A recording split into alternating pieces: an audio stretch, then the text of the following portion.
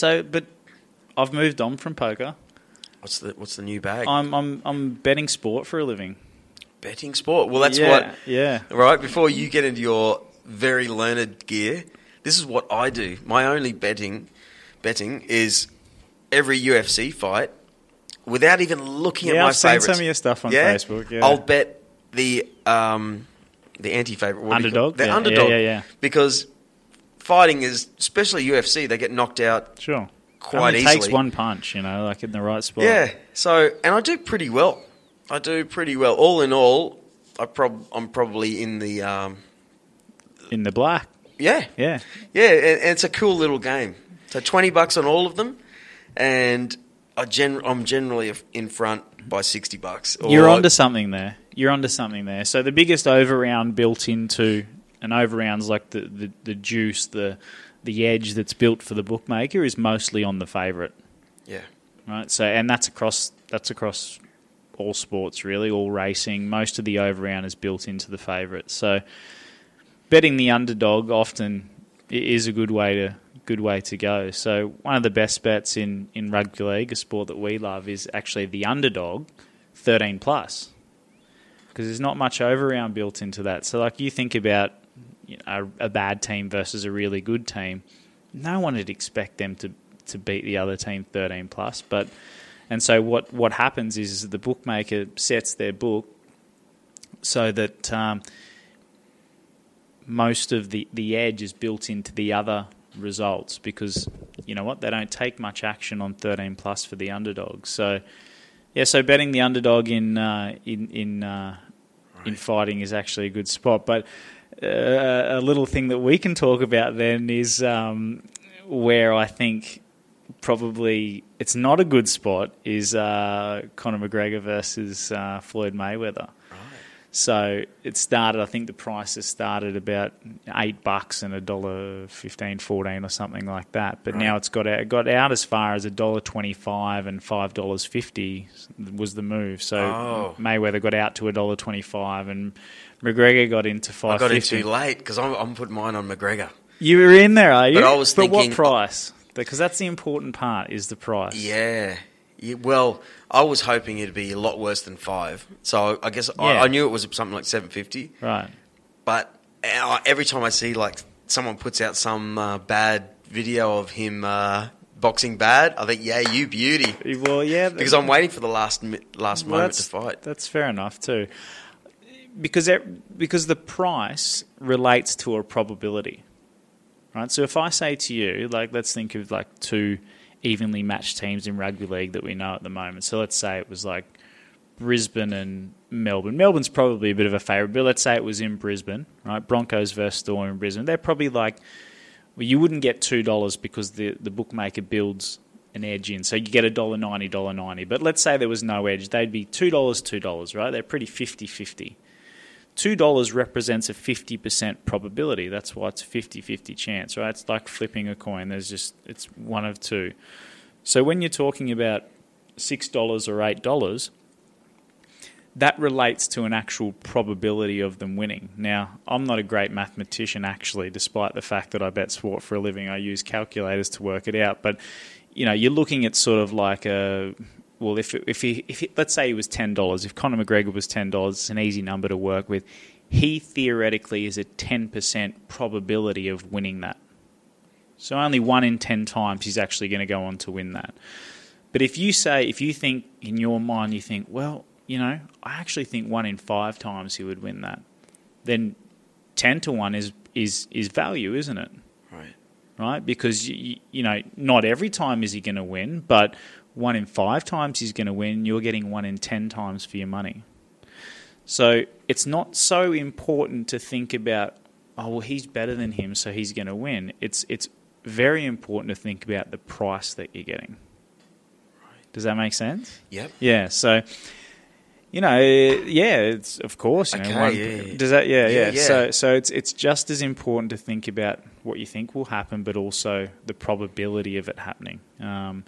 So that's what I do for a living now is think about the probabilities of certain sports and what I think how often that should happen and try and find value in that. Do you actually spend a lot of time reading about sport though? Yeah, mostly watching. Okay.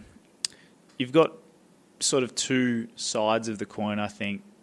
There's tons of ways to skin the cat, I suppose, but mostly you've got people that sort of are facts and figures or quants type things, that use numbers and models and statistical stuff to make their decisions, and then you've got people that are more like me, which is based off my countless hours sitting on the couch watching, summers of cricket and watching, winters of rugby league. So using my knowledge of the players and how important they are to the teams, how that'll change and affect if they're in or out, how it'll change if, a certain coach goes to a certain team, or those sorts of things I use to my abilities or to my benefit, to be able to, make my decisions as to where I put my money. So, wow. Okay, so a newbie muppet like me, I'm on the Bet365 app. Okay, now I don't even think about. Did you crack this Koala Karma? No, I didn't, mate. Get into it. I need another one of these soon, which we'll do. But so I'm just going. There's an easy app. Not even thinking about the odds, but hoping for the best that they are. Right? What's your take on that? How do you? Can I ask how do you lay your bets? Like, yeah. You've probably got someone right now. Yeah. I have positions that are on all year, or for 6 months of the year with rugby league. So things that I've placed at the start of the season that are going to play out for the whole of the season. So I've bet on Jordan Rapana, for instance, with the Raiders. I thought that he would score the most tries for them, and he's currently in the lead. I think he's got 14 tries or something. The next closest maybe has 9 or something. So, I saw that as value, and it takes 6 months for that bet to mature or to lose. But then there's also things that I do week on week, match to match. But, price is really, really important to me compared to a lot of people. You say, well, I've got Bet365 and that's great. I've got 16 different bookmakers that I have access to, and also a betting exchange, which is peer-to-peer. And I'll find the best price for the result that I want to bet on. Because, to most people, like you might be like, oh, well, I've just got a Bet365 account. That's all I've got. Yeah. Okay, cool. Like it's $5.50 here. Oh, it's $6 at Crown. Well, that 50 cents to me is massive. At the end of when I've turned over, $2 or $3 million betting at the end of the year, to make an extra 10 or 20% on my money, if that bet happens to win, is massive. Right. Massive towards the bottom end of my betting. So price is really important. Getting the best price that you can is really important. Whereas to sort of most recreational punters, that's not really an important thing for them. They just they have an account with someone and they just get a bet on. So because it took them 5 minutes to make the account. And that's it. And they gave. So what do you think then of?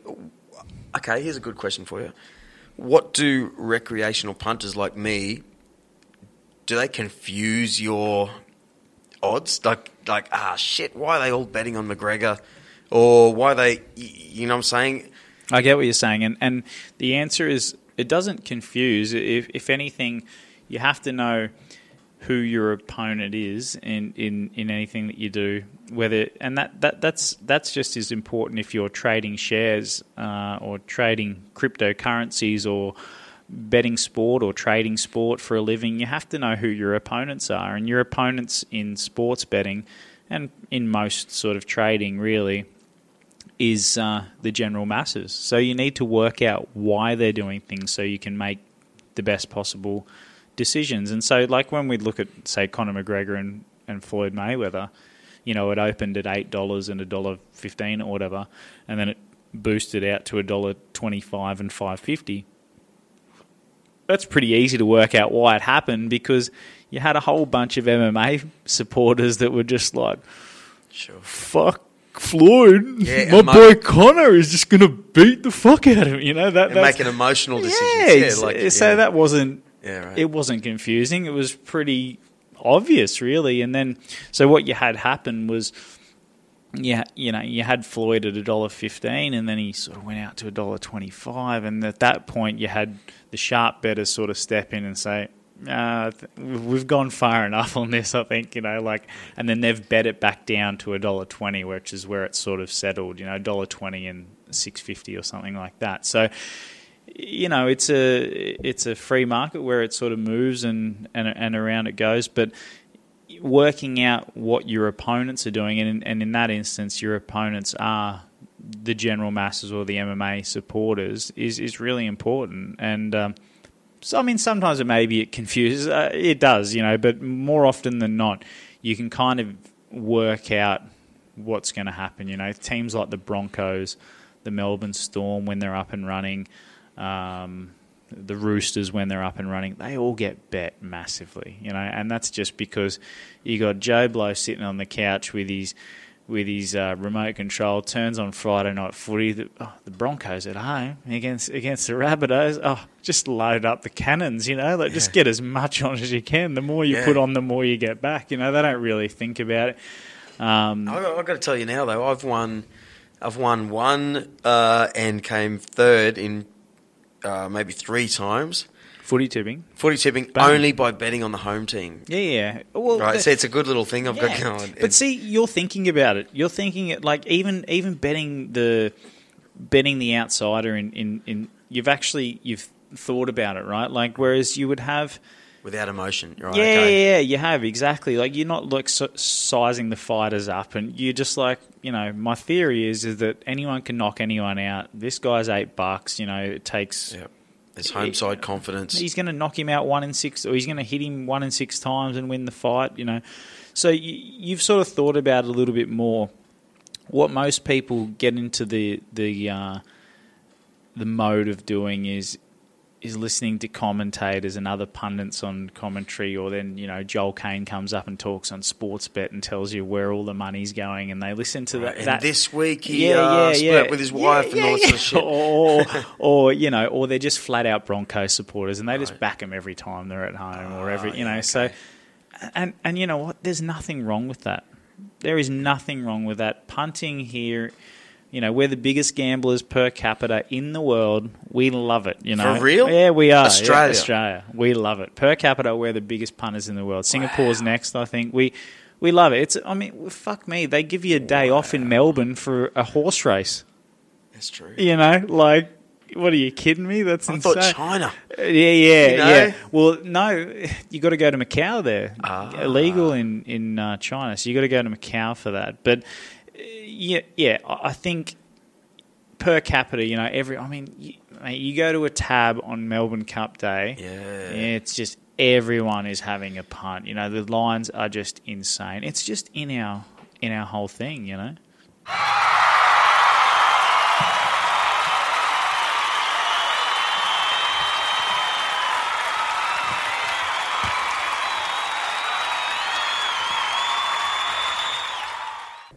So we just took a piss break. Who cares? I asked you if we were going to do that. You promised me no. Another Tuesday night in paradise, mate. That's it. It is. So let me ask you, Lukey Mac. Do you get to the casino much anymore? No, not really. I've sort of. I've kind of. Sorry. Hi. Yeah, I've kind of moved on. Did you know all the faces? Because I remember being in a band with some guys who were croupiers there, and they tell me these little stories about regulars. Yeah. Okay. You know everyone there, and in the end, probably that was the thing that probably killed it for me. In the end, was just I just got sick of everyone there. It's just it's just misery and you do see a dark side of it, and it's. Yeah, it's a great gig. Like I love what I do for a living, but the dark side of it is that most people lose. Yeah. 5% of people in whatever it is. And that's not to say just gambling. I'm talking about